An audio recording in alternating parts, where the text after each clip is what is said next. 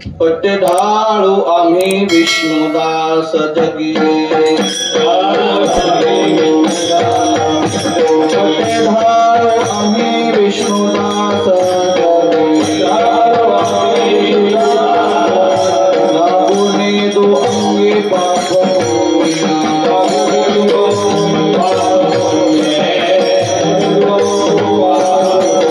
पट्टे ढाळू आम्ही विष्णुदास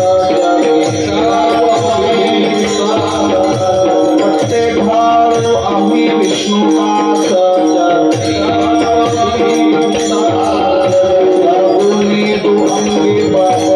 सर्वकाळ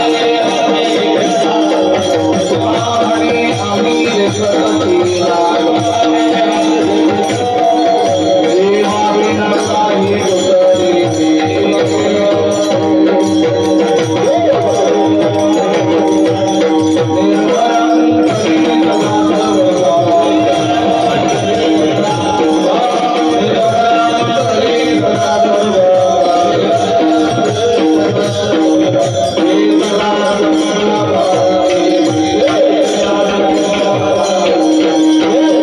करुणा सकळ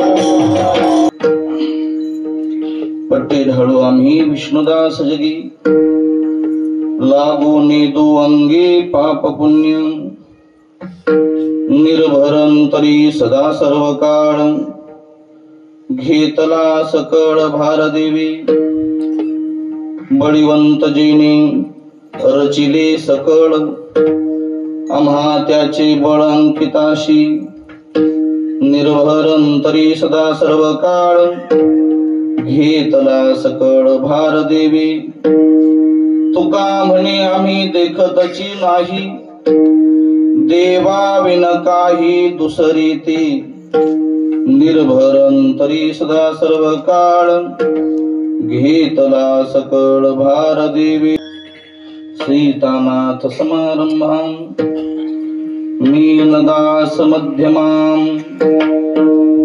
अस्मदाचार्य पर्यन्तां वंदे श्री गुरु परंपरां भाविक विश्वासी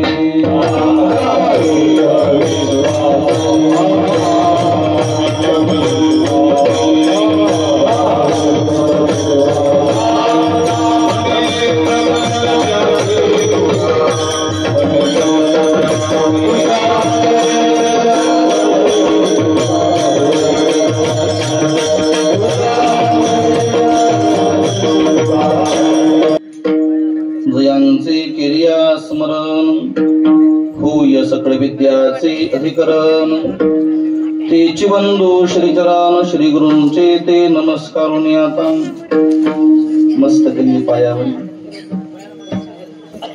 या वारकरी संतांच्या काय माझी वाणी मानिल संतासी रंजवू चित्तासी आपुल्या माझी वाणी तुझे वर्णी गुणनाम ऐसे दे प्रेम काय कळा विठ्ठल विठ्ठल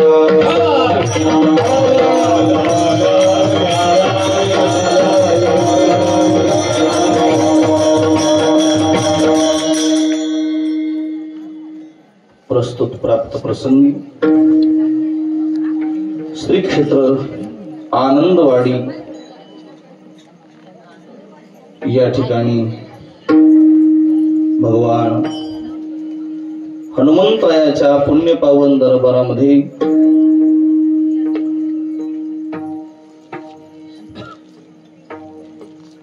सद्गुरु संत मोतीराम महाराजांच्या कृपाशीर्वादाने सद्गुरु संत मारुतराव महाराजांच्या कृपा आशीर्वादाने चालत असला सप्ताह हरिभक्तीपरायण वैकुंठवासी सीताराम बाबा हरिभक्तीपरायण वैकुंठवासी गुलाब बाबा यांच्या प्रेरणेनं चालत असला अखंड हरिनाम सप्ताह गेल्या 65 वर्षापासून चालत असल्या सत्याचं हे 66वे वर्ष आहे आणि त्याच्यातली 7व्या दिवसाची सेवा आहे. विठ्ठल विठ्ठल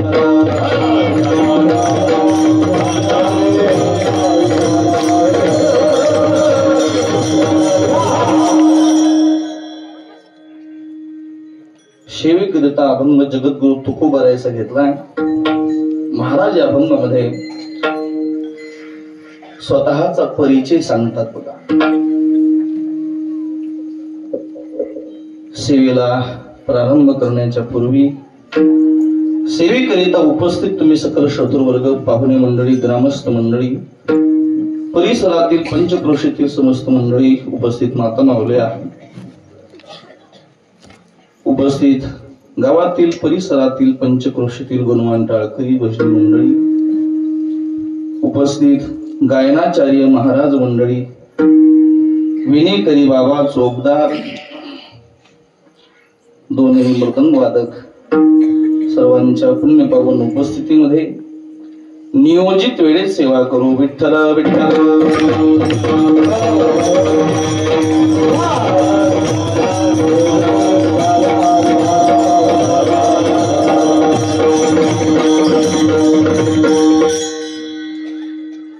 काय तुमची माझी पहिली भेट आहे. कोणाचा माझी परिचय नाही माझ्याकडे. सुभाषरावने फोन केला आणि मग आलो बघा. ते पण वेळेचं भान मला असं वाटतंय. तुकोबाराय म्हणाले समय जाना समय जाना समय नाना भरत येथे. पुढचे शब्द ऐका तुकोबाचे. समय न कळे ते वेडे चहाटळ. कळलं तुम्हाला? वेडे म्हणाले, पुढे काय म्हणाले हे जाणता का तुम्ही? म्हणून थोडं कधीतरी अभंग जगद्गुरु तुकोबारायचा आहे. साधू कोणाला म्हटलं पाहिजे, नेमकं साधू कसा असतो याचा परिचय महाराजांनी अभंगामध्ये दिला बघा. साधू जीवन ही विशेष जीवन आहे. साधू जीवन हे वैशिष्ट्यपूर्ण जीवन आहे. साधू जीवन हे आनंद भरित जीवन आहे आणि साधू जीवन हे अनुभूतीने युक्त जीवन आहे. कळतं तुम्हाला? 3 गोष्टी आहेत. साधूचं जीवन वैशिष्ट्यपूर्ण आहे, साधूचं जीवन आनंद भरित आहे आणि साधूचं जीवन अनुभूती युक्त आहे. याच्या विरोधात आमच्या जीवनात वैशिष्ट्य नाही. आमचं जीवन दुःख भरित आहे आणि आमचं जीवन अनुभव शून्य आहे. विठ्ठल विठ्ठल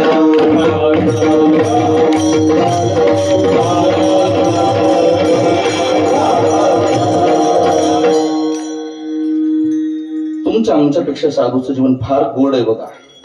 फार आनंद भरित आहे साधूचं जीवन, अनुभूतीने युक्त आहे साधूचं जीवन.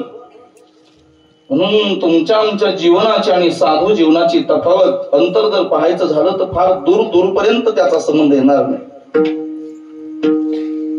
साधू जीवन फार विशिष्ट आहे. माझ्याकडे अनेक प्रकारचे भेद आहेत. साधू आणि तुमच्या आमच्यातले फरक का करता? साधूचं जीवन किती आनंद भरीत आहे आणि आमच्या जीवनात किती आनंद आहे अशी जर तफावत लावली तर साधूचं सर्व जीवन आनंद भरीत आहे. आम्ही जीवनात आनंद शोधून शोधून मेलो पण आनंद मिळाला नाही. पुढे ऐका, साधूचं जीवन वैशिष्ट्यपूर्ण आहे, आमच्या जीवनात वैशिष्ट्य नाही. आणि तिसरा महत्वाचा मुद्दा आहे, साधूचं जीवन अनुभूतीने युक्त आहे, आमच्या जीवनात अनुभवच नाही. महाराज आहे आपल्या जीवनात अनुभव. गीतेनं फार गोड सांगितलं बघा साधू जीवन काय आहे.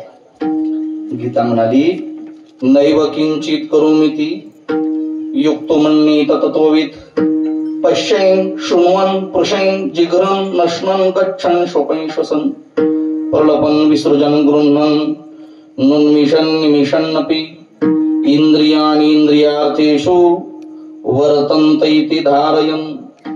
या लक्षणाला जो धारण करतो त्याला साधू म्हणतात बघा. अगदी सोपं करतो, फार श्लोकात जात नाही, अगदी सोपं करतो.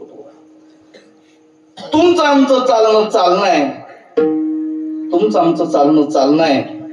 साधूचं सहज चालणं सुद्धा तीर्थयात्रा आहे. कळते ना तुम्हाला? आम्ही पंढरपूरला गेलो तरी त्याला तीर्थयात्रा म्हणावं की नाही शंका आहे बघा. साधू बहिर दिशेला गेले तरी त्याला तीर्थयात्राच म्हणावं लागतंय. फरक आहे साधू मध्ये तुमच्या आमच्यामध्ये. पुढे आहे का, तुमची आमची झोप झोप आहे, साधूची झोप समाधी आहे. तुमचं आमचं बोलणं बोलणं आहे, पण साधूच्या शिव्या सुद्धा वेदाचा उच्चार आहे. तयाचे बिसाट शब्द सुखे म्हणून येते वेद. तुम्ही आम्ही केलेलं भजन सुद्धा भजन आहे की नाही याच्या शाश्वती आहे, पण साधून दिलेल्या शिव्या सुद्धा भजन आहे.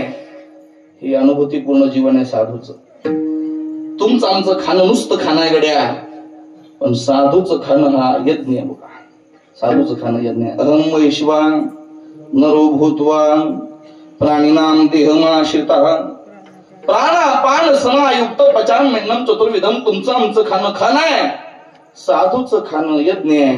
तुमचं आमचं चालणं चालणं आहे, साधूचं चालणं तीर्थयात्रा आहे.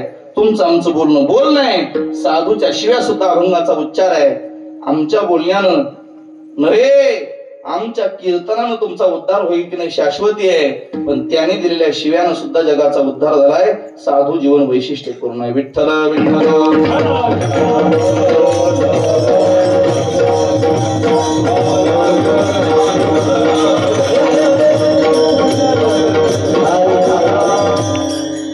वायू पुराणात एक श्लोक आला बघा. श्लोकाचा भाव फार छोटा आहे पण गोड आहे. त्या श्लोकाचा असा भाव आहे, तुम्ही तुमच्या जीवनात केलेली कोणतीही गोष्ट 100 वेळा जर जगामध्ये प्रकट केली तर ती नष्ट होत असते. परत आहे का, तुम्ही तुमच्या जीवनात केलेलं पाप जर जगामध्ये 100 वेळा सांगितलं तर ते पाप नष्ट होत आहे. याचे विरोध आहे का, तुम्ही केलेलं पुण्य जर 100 वेळा जगामध्ये सांगितलं तर ते सुद्धा काय होत आहे, ते सुद्धा नष्टच होत आहे. पाप जर 100 वेळा जगात सांगितलं, बाबा रे मी चुकलोय, मी पाप केलंय, असं जर 100 वेळा जगात सांगितलं तर पाप संपल्या जात आहे. आणि पुण्य जर 100 वेळा जगात सांगितलं तर पुण्य सुद्धा संपल्या जात आहे. मग माझा प्रश्न आहे तुम्हाला, पाप माणसाने झाकावं आणि पुण्य जगाला सांगावं असंच असतंय ना?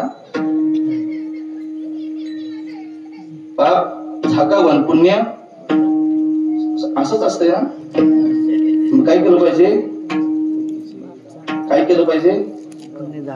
पाप सांगितलं पाहिजे, पुण्य झाकलं पाहिजे, असंच आहे ना? म्हणजे तुम्ही असंच करता. अहो आम्ही तर जगामध्ये मी मी मी असा मोठेपणा कोणाकोणा सांगत राहतो. आम्ही आमचं केलं पाप कधी जगाला सांगत नाही, आणि केलं थोडं तरी पुण्य सांगितल्याशिवाय राहत नाही बघा. विठ्ठल विठ्ठल.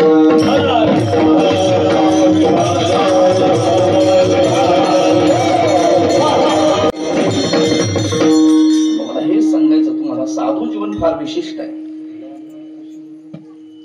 हा ते सांगतो, थोडं थांबा. त्याच्या अगोदर एक ओळी सांगतोय. चातुर्य लपवी महत्व हरवी पिसेपणा मिरवी आवडोणी काय विशेषण आहे?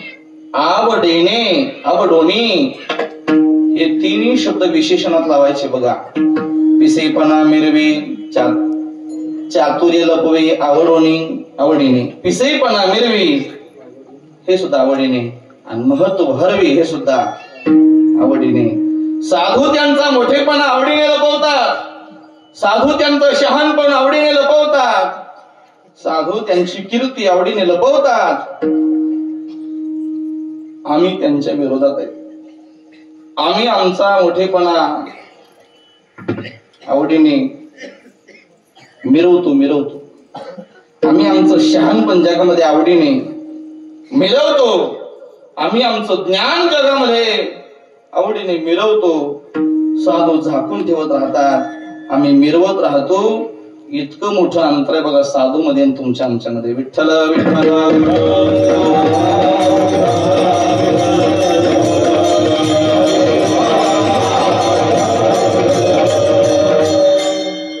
सगळे सुज्ञ जाणती माणसं माझ्या समोर आहे.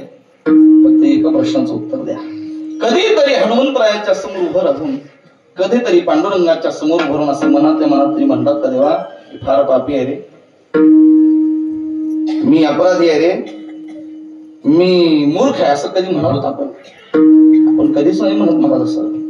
पण जगद्गुरु तुकोबाराय पुन्हा पुन्हा देवाच्या समोर उभं राहतात आणि पुन्हा पुन्हा स्वतःला अपराधी म्हणवतात बघा. पुन्हा पुन्हा स्वतःला पतित पापी म्हणवतात तुकोबा. नाटक प्रमाणे महाराजांचं.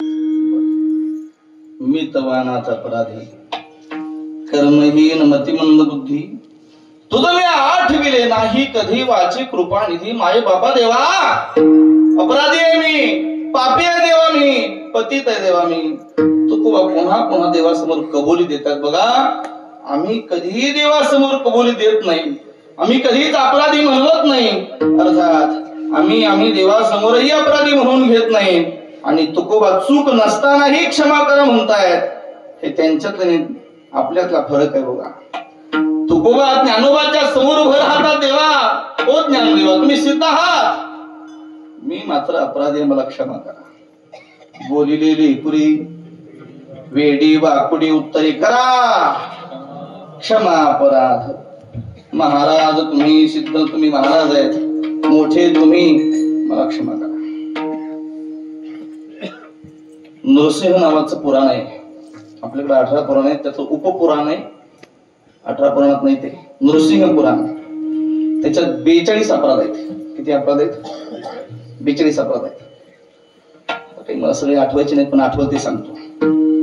देवासमोर झोपणं अपराध आहे, देवाच्या समोर इतराला बोलणं अपराध आहे, देवासमोर मांडी मोडून बसणं अपराध आहे, देवाच्या समोर जेवणं अपराध आहे, देवाच्या समोर तांबूल अर्थात पानाचा विडा खाणं अपराध आहे, देवाच्या समोर व्यसन अर्थात बिडी काडी तंबाखू खाणं अपराध आहे, देवाच्या समोर त्याच्याकडे पाठ करणं अपराध आहे.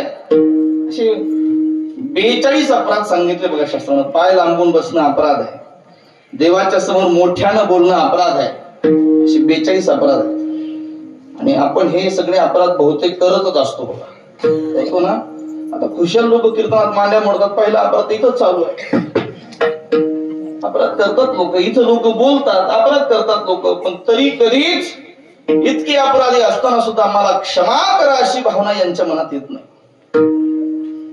आता तुम्ही म्हणता महाराज आमची वय झाली हो, गुडघ्यानं आता बसणं होत नाही. ते बाबा बसले, गुडघ्यानं बसणं होत नाही, मग कसं करता आता? त्यांच्याकडे पाहू नका. मग नरसिंह पुराण मधला मार्ग सांगितलाय. म्हणजे मधला मार्ग म्हणजे कसला? म्हाताऱ्या माणसाला 16 गुन्हे माफ असतात. बसा बसा, मी ते सांगलं तुमच्यासाठी सांगलं. आता म्हाताऱ्या माणसाला 16 गुन्हे माफ असतात. हा, त्यानं पाय मोडला तरी चालतंय, पाय लांबवला तरी चालतंय, म्हाताऱ्या माणसाला टेकून बसला देवासमोर तरी चालतंय, कारण 16 गुन्हे माफ आहेत ना. पण ते म्हाताऱ्या शब्द करता, कुणा करता येतं? म्हाताऱ्या करता. मग म्हातारा कोणाला म्हणायचं? पांढरे केस झाले त्याला म्हातारा म्हणत नाहीत, धोतर नेसतो त्याला म्हातारा म्हणत नाही, चष्मा घालतो त्याला म्हातारा. मग म्हातारा कोण? शास्त्र म्हणतंय 12 वर्षापेक्षा ज्याचं वय कमी आहे त्याला बालक म्हणतात. बारीक आहे का? 12 वर्षापेक्षा ज्याचं वय कमी आहे त्याला बालक म्हणतात. आणि 92 वर्षाच्या पुढे ज्याचं वय आहे त्याला म्हातारा म्हणतात. मग तुम्ही म्हातारी आहात का? नाही. त्याच्यामुळे या 42 मध्ये तुम्ही सुद्धा नक्की अपराधी म्हणायला काय हरकत आहे? आपण म्हणत नाही महाराज, पण तो गोबरा देवाच्या समोर उभं राहतात, स्वतःला अपराधी म्हणतात. तुमच्या आमच्यातला आणि साधूतला फरक आहे. विठ्ठल विठ्ठल.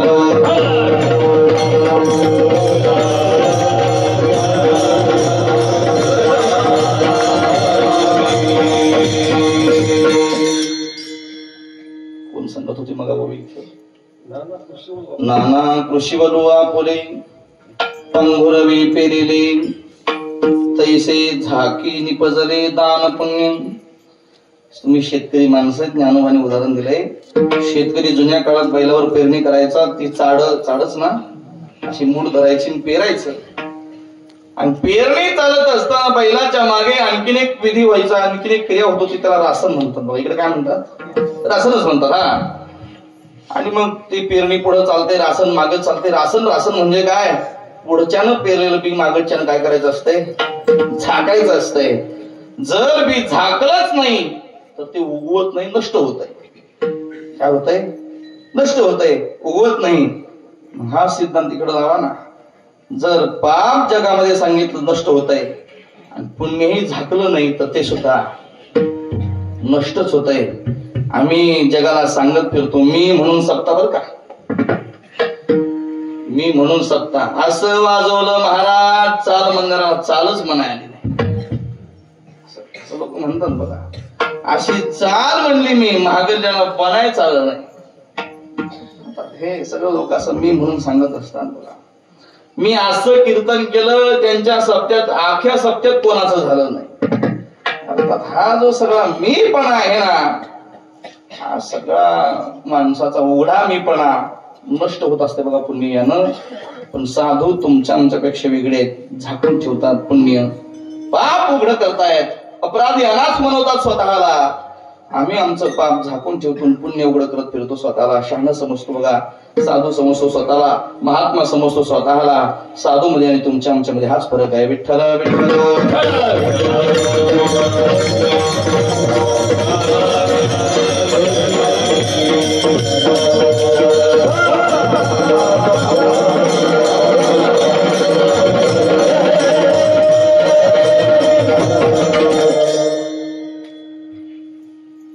अनुभूतीचा फरक आहे का? तुम्हा आम्हाला देवळात देव दिसत नाही. शब्द बारीक आहे का? मोजून बोलतो मी. हा, तुम्हा आम्हाला मंदिरातही देव दिसत नाही, पण साधूला किड्या मुंगीतही देव दिसतो. ही अनुभूती आहे साधूला. आम्हाला मंदिरातही देव दिसत नाही. हो, तुम्ही आक्षेप घ्याल माझ्या बोलण्यावर. असं कसं म्हणता महाराज? आम्ही तर मंदिरात देवाला ठेवतो की नाही? आम्ही आणखीन देवाला देव मानलंच नाही बघा. आम्ही देवाला मूर्ती मानतो बघा. एक सुभाषितकार तर असं म्हणाले, गतानो गतिको लोको न लोक परमार्थिका बालुका लिंग मात्रेन कथम ने ताम्रभाजनम. ही लोक परमार्थिक नाहीत राजा, ही लोक परमार्थाचं सोंग करणारी. तुम्हाला काय म्हणतो मी? आम्ही परमार्थिक नाही, आमचं परमार्थाचं सोंग आहे. का करतो परमार्थ असं जर विचारलं तर बहुतेक लोकांना त्याचं उत्तर माहित नाही. मी विचारतो तुम्हाला, का करता सत्ता? तुमच्याकडे एकच उत्तर आहे, परंपरा आहे म्हणून करतो. असंच ना? थोड्या मोठ्याने सांगितलं म्हणून करतो बघा. आम्ही विचारतो, का घालते रे माळ? तो म्हटलं आमच्या बापाला होती, मरताना म्हणलं तू घाल म्हणून घाल. का करतो एकादशी? आमची आई करत होती, मरताना भट्टी करत जा म्हणून मी करतो बघा. अर्थात आमचा परमार्थ हा देखोदेखी आहे. आमचा परमार्थ अनुभव शून्य आहे. आम्ही मंदिरात या देवाला देव मानत नाही. आम्हाला किड्या मुंगी कधी दिसणार आहे देव? शब्द परत ऐका माझे, अगदी सोपं सांगतो. आता हिवाळ्याचे दिवस चालू आहे. आता अगदी 8 दिवसात गरमी बाहेर. सकाळी आंघोळ करताना सगळे आंघोळ हो म्हणे जा आंघोळ करता. हा, कोणत्या पाण्याने करता? गरम पाण्याने की गार पाण्याने? हा, गरम पाण्याने. अगदी बरोबर ना? आता बदलायच नाही. तुम्ही सगळे गरम पाण्याने स्नान करता. आणि जर या मारुती राहायला पाणी घालायचं असलं तर कसलं पाणी आणता? गार की गरम? का हो, तुम्हाला थंडी वाजते, देवाला वाजत नाही? माझं तुम्हाला हे सांगायचं बघा, जर तुम्ही देवाला देव मानलं असतं तर त्याला सुद्धा येताना गरम पाणी चांगलं असतं. खरंय ना? पण आम्ही देवाला देव मानत नाही महाराज, आम्ही देवाला मूर्ती मानतो. बघा, विठ्ठल विठ्ठल.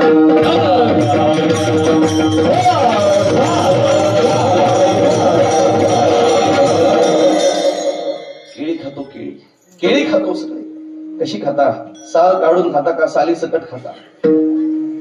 कशी खाता? साल काढून खाता. आणि देवाला ठेवायचे असल्यास कशी ठेवता? हे सोपं आहे की बोलत जा तुम्ही. अर्थात काय, आम्ही अजून देवाला देव मानलं नाही. आम्ही जर त्याला देव मानलं असतं तर आम्ही आम्हाला जशी केळी लागते तशी सोडून ठेवली असते. के देवा, आम्ही कोय काढून आंबा खातो बघा, देवाला कोई सकट ठेवतो बघा. आम्ही अजून देवाला देव मानलं नाही. आम्ही देवाला एक दिवशी परिच्छिन्न मानलंय. वास्तविक तो व्यापक आहे, तो सर्व चराचरामध्ये आहे. हे आमची भावनाच नाही बघा. आणखी विठ्ठल विठ्ठल.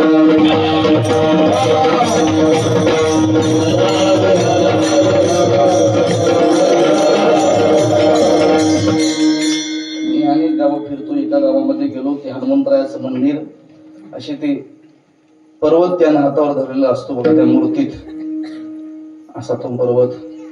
आणि मग माता मावल्या त्याला दारातून साखर फेकून मारतात. बरोबर आहे मावल्यानं? ठेवता का फेकून मारता? ते तुम्ही काही म्हणा, मी पाहिले सांगतो. मग असा पर्वत असतो बघा, फेकून मारून मारून त्या हाताच्या इथे दंडावर त्या मारुतीच्या सगळी साखर जमा होते बघा. त्या साखरेनं त्याला मुंग्या चावत असतील, त्याला नको तसं वाटत असेल. आपला हात जरा चिकट झाला तर आपल्याला 5 मिनिट बसवत नाही. देवाला कसं वाटत असेल? पण आमची भक्ती पक्की नाही. आम्ही देवाला अजून देव मानत नाही. आपण जर देवाला मानलं असतं तर असा विचार आपल्या मनामध्ये आला असता गड्या, आपल्याला जरा चिकट झालं तर बरं वाटत नाही, देवाच्या अंगाला इतकी साखर फेकतो, बरं वाटेल काय त्याला? नाही नाही, परमार्थ फार सूक्ष्म आहे. म्हणून तो तुकोबारा म्हणाले, परमार्थ नव्हे लेकुराच्या गोष्टी. हे लेकराचं बाळाचं काम नाही महाराज. त्याच्याकरता फार निष्ठा साधना. तुम्ही आमच्या मठामध्ये या गड्या गुरुजी. आमच्या मठामध्ये पांडुरंगाची छोटी मूर्ती, माझी नित्यपूजेची मूर्ती, पण आमच्या पांडुरंगाला रोज काजू बदामाचा नैवेद्य. रोज काजू बदाम आहे त्याला. अरे मी खात असेल तर त्याला सुद्धा काजू बदाम द्यायला काय अडचण असली पाहिजे हो? तुम्ही या मठात आमच्या, त्याला कपडे आहेत बघा, त्याला झोपायला गादी आहे, त्याला जेवणाकरता स्वतंत्र ताट आहे, अगदी त्याची सगळी सरबराई, सगळी व्यवस्था आहे त्याची. एखादा नावाला अंगठी केली, मी मोडून त्याला मुकुट केला, काय करायचं आपल्याला? अर्थात देवा करता सर्वस्व वाहिलं पाहिजे बघा माणसाने. पण माणसं अजून देवाला देव मानत नाहीत आणि साधू किड्या मुंग्याला देव मानतात. तुमच्या आमच्यातला साधूतला फरक आहे. विठ्ठल विठ्ठल.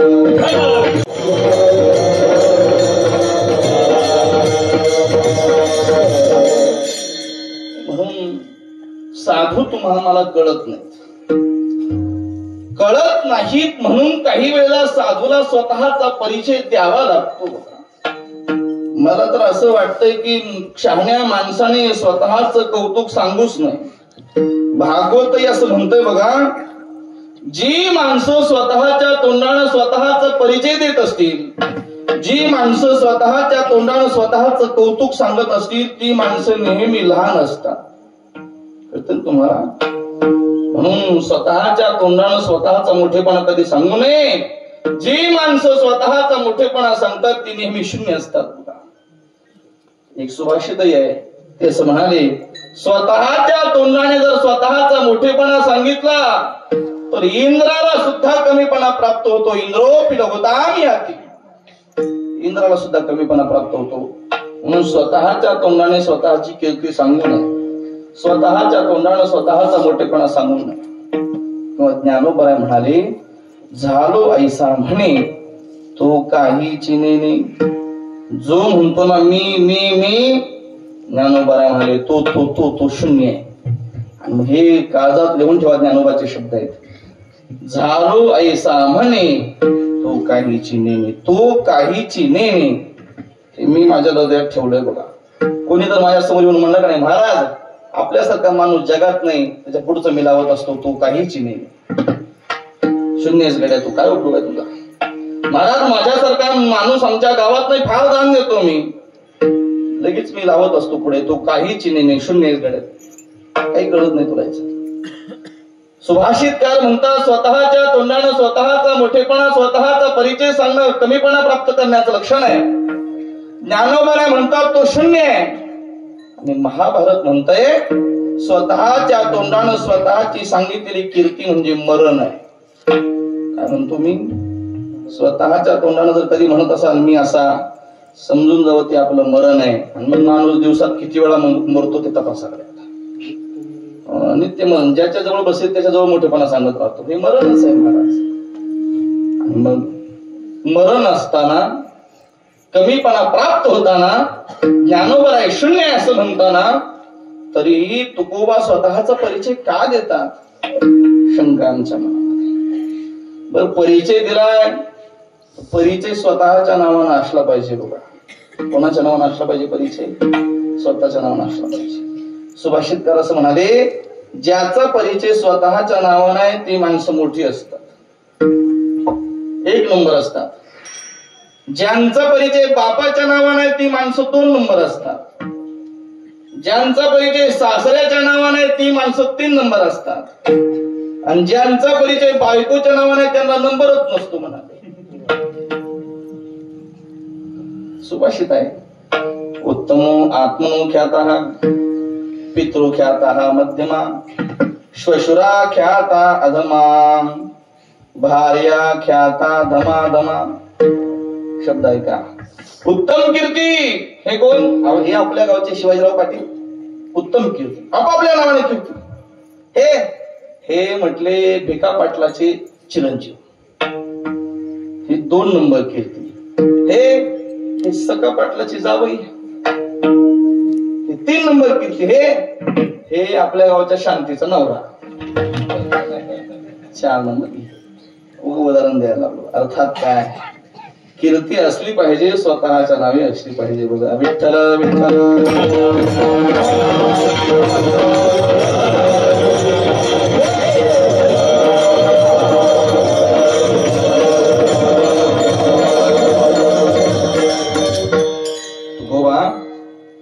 मोठी माणसं कधी कीर्ती सांगत नाहीत. मोठी माणसं स्वतःच्या तोंडानं स्वतःच मोठेपण सांगत नाहीत. तुम्ही का सांगता तुकोबा स्वतःचा परिचय? त्यावेळेला महाराजांनी उत्तर दिले, दादा रे, मी परिचय सांगतो हे पाहू नका, मी परिचय का सांगतो हे पहा. त्यावेळेला शब्द पाहायचे नसतात, त्याच्या मागली भावना पाहायची असते. मी माझा मोठेपणा सांगतो हे पाहू नका, मी कोण आहे हे सांगतो हे नका पाहू, मी हे का सांगतो हे पहा. मग उदाहरण दिलं बघा. जुने कीर्तनकार उदाहरण सांगायचे. उदाहरण आहे का? एका वडाच्या झाडावर अनेक कोकिळा बसल्या होत्या, अनेक कोकिळा. आणि त्या अनेक कोकिळेमध्ये एकच कावळा बसला होता. मग एक सज्जन माणूस तिथून जाऊ लागला. सज्जनानं पाहिलं, तो पारखी होता. आता तसं पाहिलं तर कोकिळा आणि कावळा दिसायला सारखे जा, दोन्ही दिसती सारखी वरमजाने तू पारखी. दिसायला सारखी दिसतात. जुने लोक म्हणतात, वा कावळा आपली अंडी कधीच उभवत नाही, तो कोकिळेच्या घरात नेऊन ठेवतो म्हणे. कोकिळा ती अंडी उभवते, त्याच्यातून पिलं बाहेर काढते. पिलं 3-3 महिन्याचे होतात. कोकिळेचे कुहू कुहू करतात आणि कावळेचे कावकाव करतात. तेव्हा कोकिळ्याला कळते आता निमा बारदाना आपला. मग ती घरातून हाकलून देते. महाराज अर्थात ती कशा करता सांगतो, दिसायला सारखी. अनेक कोकिळा, एकच कावळा. तो सज्जन तिथून चालला होता, त्यानं ओळखलं. हजारो कोकिळा बसल्यात, एकच कावळा बसलाय. त्या सज्जनानं कावळ्याला हाक मारले, ए कावळ्या, तू कोणाच्या पंक्तीला बसला? कळतंय का तुला? कोणाच्या पंक्तीला बसलास तू? कावळा म्हणला, नाही मी कोकिळेच्या पंक्तीला बसलो. होय, मग तेच सांगतोय तुला, तू कोकिळेच्या पंक्तीला बसलास गड्या. मोठ्याच्या पंक्तीला बसल्यावर आपण बोलू नये. लोक तू कोकिळेच्या पंक्तीला बसल्यामुळे तुला कोकिळाच समजायला येतं, तुला मोठं समजायला येतं. फक्त एक कर, बोलू नको. तू जर बोललास तर लोकाला कळल तू कोण आहेस, कावळायस कावळायस. तसं काही काही लोक आमच्या संघ हिंडत येत महाराज. मोठ्या मोठ्या माडी, कपडे भारी, त्यांचा मोठा थाट असतो. मग मी सांगितलेलं असते बोलू नका बरं का, लोक तुम्हाला महाराज समजायला येतं. पण महाराज ग बसत तो कावळा कसला,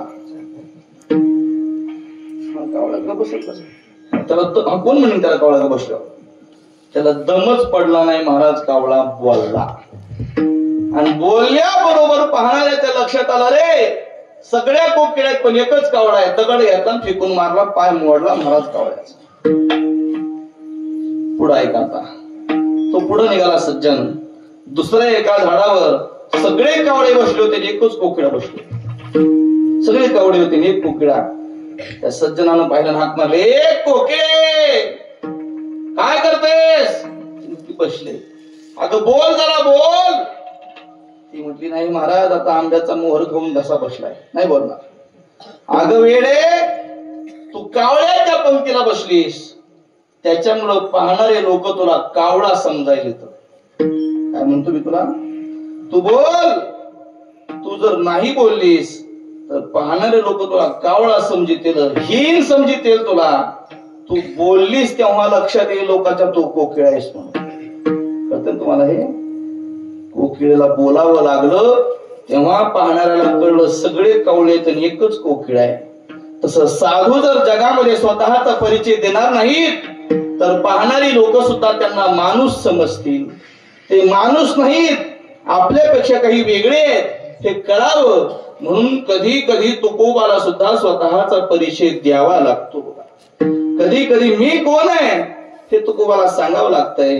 काही वेळेला महाराजांना स्वतःचा परिचय द्यावा लागला. जर तुकोबाने स्वतःचा परिचय दिला नाही तर आपण त्यांना साधू म्हणून ओळखणार नाही. म्हणून काही वेळेला महाराजांना बोलावं लागलं, महाराज सांगा मग कोण आहात तुम्ही? महाराज म्हणाले, आम्ही विष्णुदास. नुसते विष्णुदास नाही, त्याला आज विशेषण लावलंय, आम्ही पट्टे ढाळू विष्णुदास. अभंगाचं पट्टे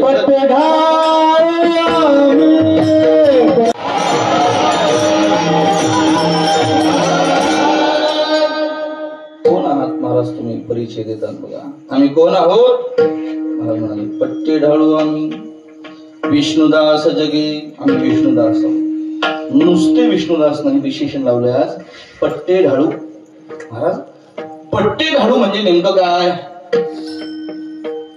जुन्या काळामध्ये वेगवेगळ्या प्रकारची शस्त्र होती.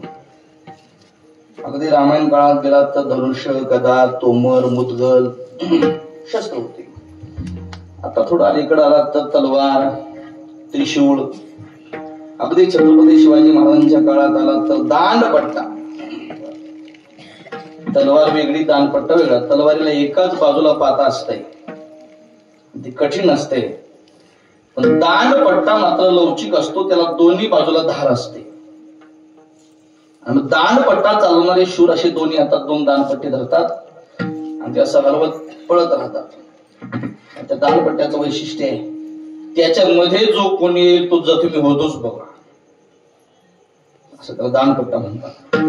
तुकोबा म्हणाले, आम्ही विष्णुदास आहोत. नुसते विष्णुदास नाही, आज आम्ही आमच्या हातामध्ये तो दांडपट्टा घेतलाय. पट्टे आणि ढाळणे म्हणजे हलवणे. नुसता नाही घालला हातामध्ये, सतत असा हलवत राहतो बघा. पट्टे ढाळू आम्ही विष्णुदास जगी, आम्ही विष्णुदास.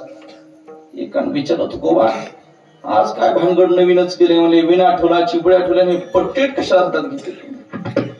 वारकऱ्याचं काय काम आहे हातात शस्त्र घ्यायला? विना कुठं चिपळ्या कुठे तुमच्या आज? महाराज म्हणले, नाही हो, वारकऱ्याला कधी कधी टाळ चिपळ्या बरोबर दांडपट्टाही हातात घ्यावा लागतोय. असं लागतंय ते हातामध्ये. अहो पण हे युद्धातलं शस्त्र आहे, तुम्हाला काय करायचंय? महाराज म्हणले, बाबा रे, आमच्याही जीवनात फार मोठे युद्ध आहे. भौतिक जगामध्ये सैनिक जेव्हा युद्धाला जातात तेव्हा फक्त दिवसाच लढतात. आमच्या जीवनात मात्र रात्रंदिवस. आमच्या जीवनामध्ये दिवस रात्र युद्ध आहे. रात्रंदिवस युद्धाचा प्रसंग, अंतर्बाह्य जग आणि महाराज कोणाशी युद्ध आहे तुमचं? शब्द महाराजांचे, आमचं दिवसा युद्ध जनाशी आहे आणि रात्री युद्ध आमचं मनाशी. लक्षात ठेवा, साधकाच्या जीवनात रात्रीची आक्रमण जास्त आहे. कळतंय तुम्हाला? म्हणून साधकाने रात्री सावध असलं पाहिजे. शब्द बारीक आहे, आमच्या गुरुवारीचे शब्द आहेत, माझ्या वयाला न शोभणारे आहेत, पण ऐका. आमचे गुरुजी असं म्हणायचे, माणसानं दिवस असा घातला पाहिजे, माणसाने दिवस असा घालवला पाहिजे की रात्री पडल्या पडल्या झोप लागेल. कळतंय तुम्हाला? दिवस असा घालवला पाहिजे, रात्री पडल्या पडल्या झोप लागेल. माणसाने रात्र अशी घालवली पाहिजे की दिवसा ताठ मान करून चालता येईल. ज्यानं दिवसा पाप केलं त्याला रात्री झोप येत नाही, आणि ज्यानं रात्री पाप केलं त्याला दिवसा ताठ मान करून चालता येत नाही. विठ्ठल विठ्ठल.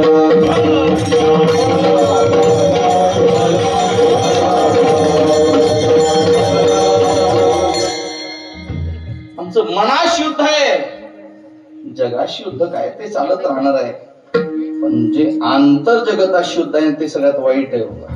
का? बाहेरचे शत्रू जिंकणं सोपं असतंय, पण आतले शत्रू जिंकणं फार अवघड आहे बघा. आम्हाला आतले शत्रू जिंकायचे, याच्या करता दिवस रात्र युद्ध करत राहतो, आणि त्याच्या करता आम्ही आमच्या हातात दांडपट्टा धारण केलाय. आता हा झाला याचा वाच्यार्थ. लक्षार्थ काय? नेमकं या आतल्या काम क्रोधादी विकारांना, या शत्रूला जिंकण्याकरता आम्ही आमच्या जवळ जे शस्त्र धरलंय ना, ते दांडपट्टा जरी त्याला भौतिक जगात नाव असेल तर ते नामाचं शस्त्र आहे. कशाचं शस्त्र आहे? नामाचं. ज्ञानोबाने हे वर्णन केले, ज्ञानदेवी मंत्र हरिनामाचे शस्त्र. आम्ही जे शस्त्र घेतलंय ते हरिनामाचं शस्त्र आहे, आणि या शस्त्रानं आम्हाला काम क्रोधाला जिंकायचंय. शस्त्र हा निर्वाणीचा बाण, निकट संयोग अवसान कोठे योजेल दशदान खंडी नारायण दुःख चिंतनी.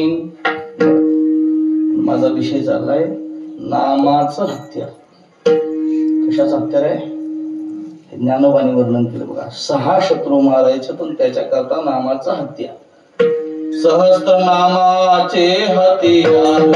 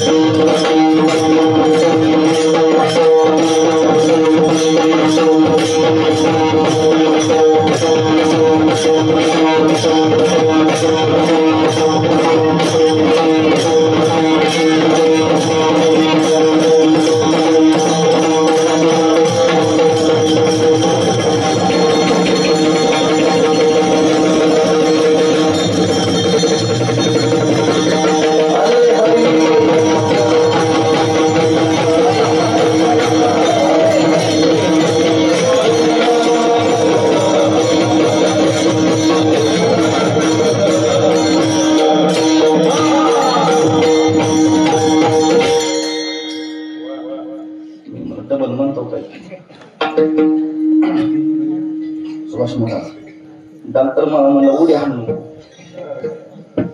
हाणलं का तुमच्या नादानं. सहस्रनामाचे हत्यार,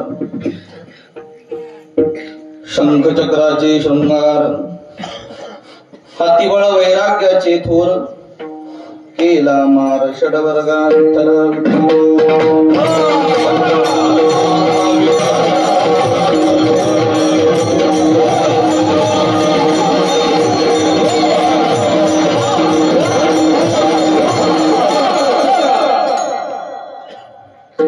आमच्या जवळ जे शस्त्र आहे ते नामचिंतनाचं शस्त्र आहे.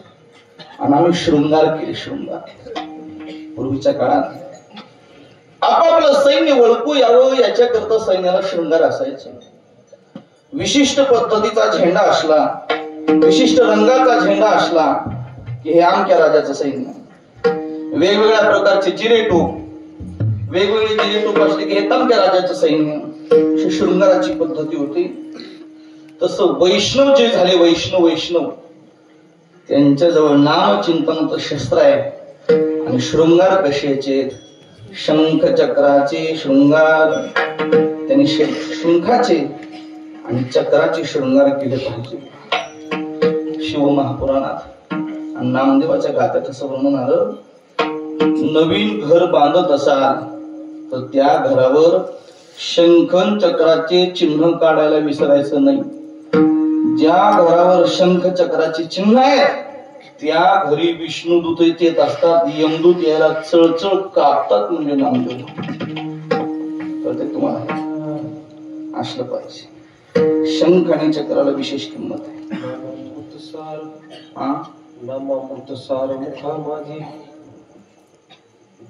मी ज्या परंपरेचा संन्यासी आहे सुभाष महाराज, आमची वैष्णव बैरागी परंपरा आहे. आम्ही श्वेत कपड्याचे संन्यासी आहेत बघा, पांढऱ्या कपड्याचे संन्यासी आहेत. आम्ही ब्रह्मचारी नाहीत बरं का, आम्ही पांढऱ्या कपड्याचे संन्यासी आहेत. ही बैरागी परंपरा आहे. ही रामानुजाचार्यापासून रामानंदी परंपरा आहे. आणि मग आमच्या परंपरेत श्रीरामाची उपासना. आणि मग आमच्याकडे जर कोणी शिष्य व्हायला आलं तर लोकांना लई नाद आहे. सध्या जगात माणसाला दोनच नाद आहेत, एक गुरु व्हायचा नाद आणि एक नवरा व्हायचा नाद आहे. दुसरा नादच नाही महाराज माणसं. कोणाला वाटलं लग्न झालं नाही ना करायचं, आता नवरा व्हायचा नाद आहे. जरा काही आलं तर वाटतं मला लोकांना गुरु म्हणा. गुरु व्हायचा एक लय नाद लागला लोकांना. मग आमच्याकडून कोणी आलं मठात, बाबा आम्हाला शिष्य व्हायचंय तुमचं. आणि मी 2-4 आठी ठेवल्या त्याच्याकडे.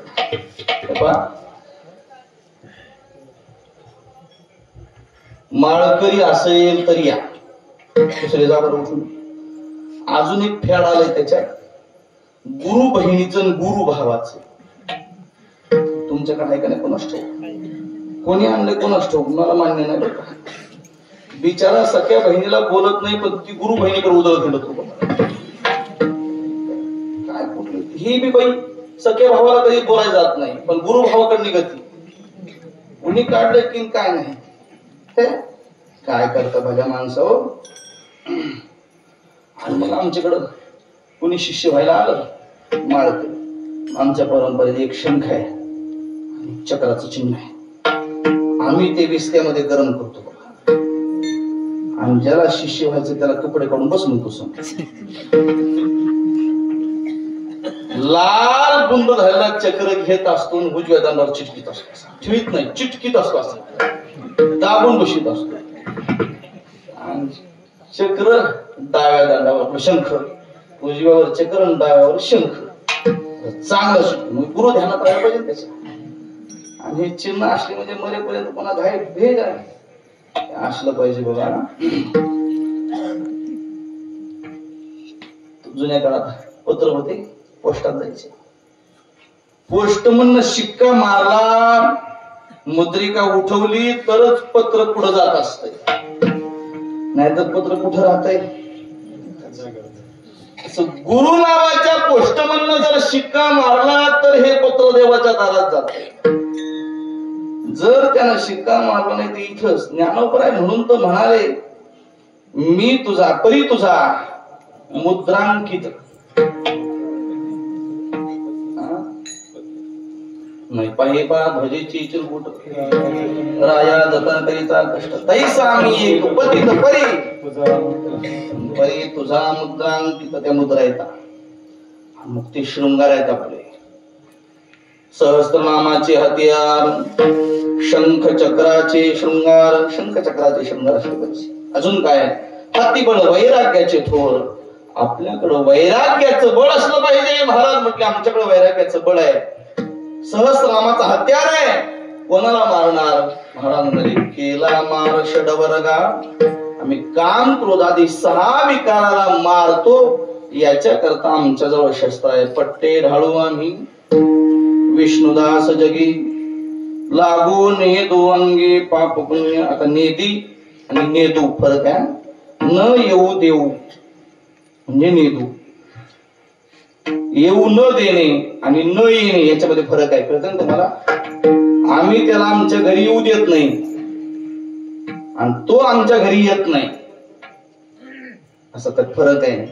महाराज म्हणजे आम्ही आमच्या जवळ पाप पुण्याला येऊ देत नाही ते घाबरून पळतात आमच्याकडून आम्ही असे पक्के धरत होता मग महाराज तुम्ही युद्धामध्ये व्यस्त आहेत पाप पुण्य तुमच्या जवळ येऊ देत नाही मग तुमच्या प्रपंचाचं कसं महाराज म्हटले आम्ही त्याच्यावर भार घालून निवांत झालो तर रंगाचं दुसरं चरण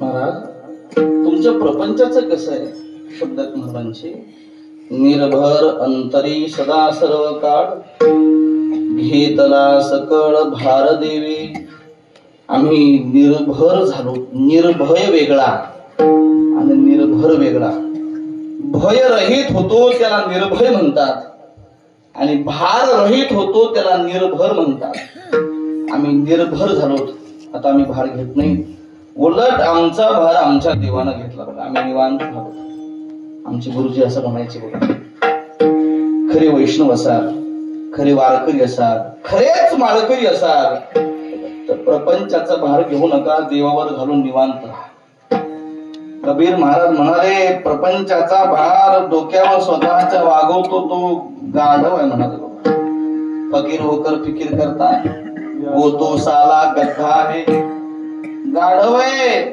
चिंता करायची नसते वैष्णवाने वारकरीने देवावर भार घालून निवांत बसायचं असतं तुका म्हणे घालू तयावरी भार वा संसार देवा पायी देवाच्या पायावर संसार घालून निवांत राहिलं पाहिजे तुका म्हणे भार घातली यावरी होईल कैवारी नारायण हरिपाठ करताना हरिपाठ करतात नाही महाराज म्हणाले बघा घालून या भार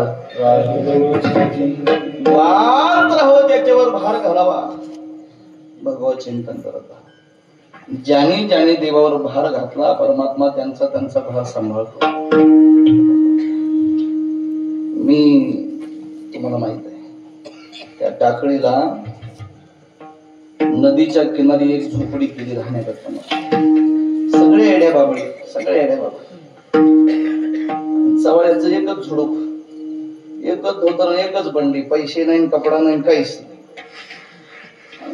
साधूचं जीवन असलंच असतं बघ करत तल भोजन तरू तल निवांत झाडाखाली राहून निवांत जगावं चालू झालं जीवन जगायला पैसे नाही काही पाऊस लागला असाच मग एके दिवशी संध्याकाळी त्या झोपड्यामध्ये मी झोपी गेलो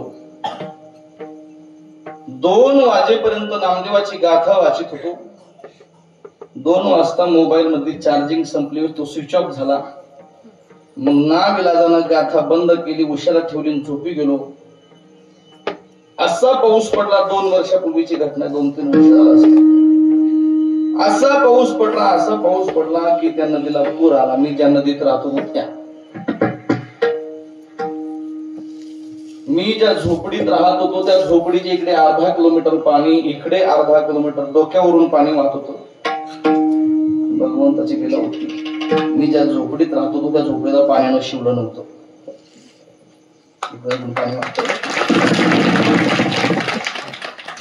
मला जाग नाही निवांत झोपलो गावातले लोक म्हणाले महाराज गेला, महाराज गेला. आणि मग त्यांनी पहाटे बॅटरी लावली अशी मारुतीच्या मंदिरावर जाऊ. मी जागाच होतो, पण पाणी वाजत होतं, मला वाटायला नदी वाजली, कशाला उठून जायचं बाहेर. पण बॅटरी लावल्यावर मला संशय आला, म्हणून मी त्याला दरवाजा काही बरा नव्हता पण उघडला तसा. बाहेर आलो, बाहेर येऊन पाहिलं आणि मग लक्षात आलं आपलं शेवटचा समय चालू आहे. काय संपलाय आता, सगळं पाणीच. पाहिल तिथपर्यंत पाणी दिसत होतं. भगवान आता वाचत नाही. आणि मग पांडुरंगाची नित्यपूजेची मूर्ती जवळ घेतली, पाया पडलो. देवा आता तू तिथं, मी जपाची गोमुखी होती त्याच्यामध्ये पांडुरंगाची मूर्ती घातली, कमरेला बांधली, निवांत बसलो. तुला तारायचं असेल तारशील, मारायचं असेल मारशील. आता तुझं कडेल ती करी, तारीशी तरी तारी मारी, जवळी अथवा दुरी धरी, घाली संसारी अथवा नको, तुला काय करायचं ते कर. निवांत बसलो. लोक ओरडत होते पण मला आवाजच येत नव्हता. कसा येईल आवाज? पाण्याचा आवाज होता. पाऊस चालूच होता. सकाळी 6 वाजले 7 वाजले पाऊस चालूच होता. मला लोक दिसत नव्हते. अर्धा किलोमीटरचं अंतर, पाणी भरपूर. 15-20 मिनिटं गेले, 8 वाजले आणि एका मुलानं मला हाक मारली, बाबा आहेत का? मी झोपडीत म्हणलो आहे. या बाहेर. गोमुखी तशीच पांढरण तसाच कमरेला बाहेर आलो. एक मुलगा कमरेला दावा बांधून माझ्यापर्यंत आला होता आणि बाकीचे 5-25 माणसं आपापल्या कमरेला दोऱ्या बांधून त्याच्या मागे उभे होते. अर्धा किलोमीटर पर्यंत पोहत होते. तो म्हटला हे दोरी धरांचा याच्या माग मग पाणी तर इतकं असं उडत होत. आणि मग पहिला पाऊल टाकणार तितक्यात माझ्या दंदा एवढं जनावर उडून वाहतात. परीक्षा काही चिंता केली नाही, कारण शब्द ठेवले होते. आता तुझं कळेल ते करी. जय श्रीराम म्हणालो, निघालो. अगदी अंतःकरणपूर्वक नारदाच्या गादीवर सांगतो बघा. त्या पाण्यातून बाहेर निघाल्यानंतर जितकी कमरेला दोऱ्या बांधून माणसं होती ना, माणसं दिसतच नव्हती बघा. साक्षात माझा रामच दिसत होता मला. कशा करता सांगतो तू का म्हणे भार घातली यावरी. काय काय तुझिया बळी पंढरीनाथा, झालो निर्भर तुटली सुटली व्यथा, घातला भार तुझी माता, नभी सर्वथा तुका म्हणे शरणांगता वज्र पैंजर. अर्थात भगवान इतका कृपाळू आहे महाराज, म्हणून तो म्हणाले निर्भर अंतही सदा सर्व काळ. बाह्य स्वरूपानं देवावर निर्भर असणं वेगळं, आंतरी निर्भर होणं वेगळं. लोक म्हणतात आमचं काय देवावर भर करून निवांत झालो, करायचं तेव्हा चुकत नाही महाराज. एक जण मला लिहायला येत नाही महाराज, वाचायला येत नाही. लोक देईल ते मी घेतो. आणि कीर्तन झाल्यावर मला कळालं मंडपाच्या मागे नोटा मोजित होती. आता हे बाहेर जगाला दाखवण्याकरता नाही, अंतरी असलं पाहिजे. म्हणून अंतःकरणपूर्वक त्याला समर्पित केलं पाहिजे.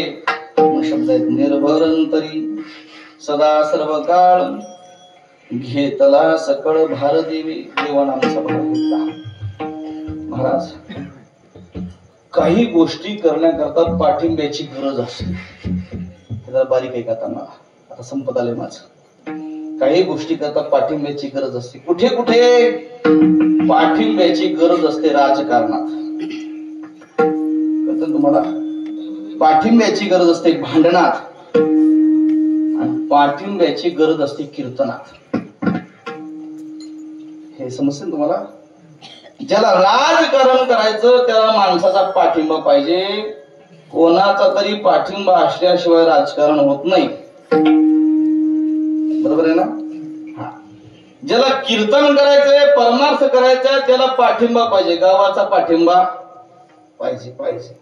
तुम्ही सगळ्यांनी पट्टी वर्गणी दिली, काही जे असेल दान अन्नदान पंक्ती वगैरे केली की सप्ताह होतोय. आता ते पाठिंब्याशिवाय होत नाही. किंवा आम्हाला इथं कीर्तन करायचं तर या टाळकऱ्याचा, या गायकाचा, या वादकाचा काय पाहिजे? पाठिंबा पाहिजे.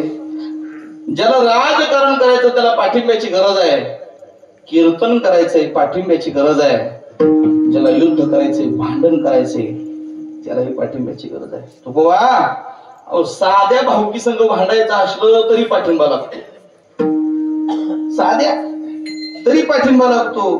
तुला माहित नाही माझ्या मागे कोणाचा हात आहे असं म्हणावं लागतं त्याला. बरोबर आहे ना? आणि तुम्ही तर शर्विकाराशी काम क्रोधाशी लढणार आहात. कोणाचा पाठिंबा घेतला? कोणाच्या बळाला लढणार आहात महाराज तुम्ही? महाराज म्हणाले ज्यानं जग निर्माण केलं त्याचा आम्हाला पाठिंबा आहे. षडविकाराशी युद्ध करताय, कोणाचं बळ आहे तुम्हाला? कोणाचा पाठिंबा? बळीवंत जेनी रचिले सकळ, आम्हा त्याचे बळ अंकिताशी. आम्ही त्या देवाची अंकित झालो आणि मग त्याचं बळ आहे आम्हाला. त्याच्या बळानं आम्ही बळवान आहेत. बळीयाची अंकित आम्ही झालो बळीवंत. एखाद्या गायकाला काहीच येत नसतंय महाराज, गायकाला काहीच येत नसतंय, पण तरी त्याला तिथं गेल्या गेल्या माईक द्यावं लागतंय. का? महाराज संघ आलेला असतंय म्हणून. असंच असतंय ना, गायकाला काही येत नसतंय पण महाराज संघ आलेला असला की माईक द्यावं लागतंय. म्हणजे त्याच्या अंगात बळ नाही पण बळ कोणाचं आहे? हा, महाराजाच्या बळानं त्याला माईक द्यावा लागतो. तसंच असतं बघ. आता आमच्या श्यामे वाजवाय उभा नाही, एरवी त्याला सांगून ठेवले कोणी पकवायला वाजवायचं नाही तर टाळ घेऊन उभा. त्याला पाठ बघायला मला आखी नाट पाठ आहेत त्याची. वाजवला तर कोणी वाजवायचा नसलं तर आपलं टाळ घेऊन उभा राहायचा. आता वाजवाय उभा केलंय त्याला. आज माझी शिपत सांगा एकटा असं तर कोण उभा केला असं त्याला? होय, सुभाष केलं असतं उभा नाही. महाराजाचं बळ. तुकोबा म्हणले आमच्याही माग कोणाचं तरी बळ आहे. कोणाचं बळ? ज्यानं विश्वाची रचना केली. बळीवंत जेनी रचिले सकळ, ज्यानं सगळं जग रचलंय त्याचं बळ आहे आम्हाला. त्याच्या बलानं आम्ही बलवान आहोत. महाराज स्त्रीकडे ताकद नसती पण मालकाचं नाव मोठं असलं की ती गावाला झुकविती. बरोबर आहे ना? कोणाचं बळ आहे तिला? मालकाचं बळ असतंय तिला. मग त्याच्या बळानं बलवान. असे सगळे वैष्णव पांडुरंगाच्या बळानं बलवान आहेत. आमच्याकडे कशाचं बळ आहे महाराज? काही नाही आमच्याकडं, पण त्याच्या बलानं आम्ही बलवान आहेत. आम्ही त्याची लेकर आहेत म्हणून बलवान आहे. महाराज लोक प्रश्न विचारणारे हुशार होते. एक जण उभा राहिला, तुकोबा कळालं, पण आमचा अजून एक शेवटचा प्रश्न आहे. म्हणजे काय? तुम्ही मगा म्हणाला राजकारण करायला पाठबळ लागतं, कीर्तन करायला पाठबळ लागतंय आणि भांडण करायला पाठबळ लागते. हो तुकोबा, ही माणसं पाठबळ देतात पण फुकट देतात का? कळला प्रश्न तुम्हाला? राजकारणात तुम्ही मतदान करून पाठबळ देता, फुकट देता का?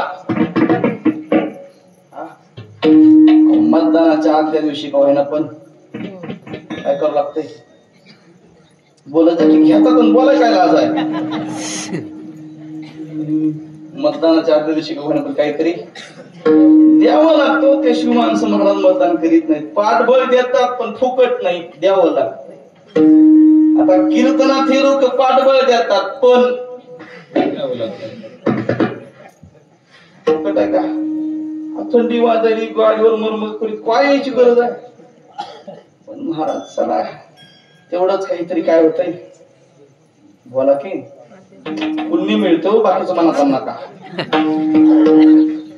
अर्थात काय राजकारण करायला पाठबळ आहे तुमचं पण फुकट नाही, काहीतरी द्यावं लागतंय. कीर्तनाला या लोकांचं पाठबळ आहे पण फुकट नाही, काहीतरी द्यावं लागतंय. तसं भांडण करायला भावकी पाठबळ देते पण फुकट नाही, काहीतरी द्यावं लागतं.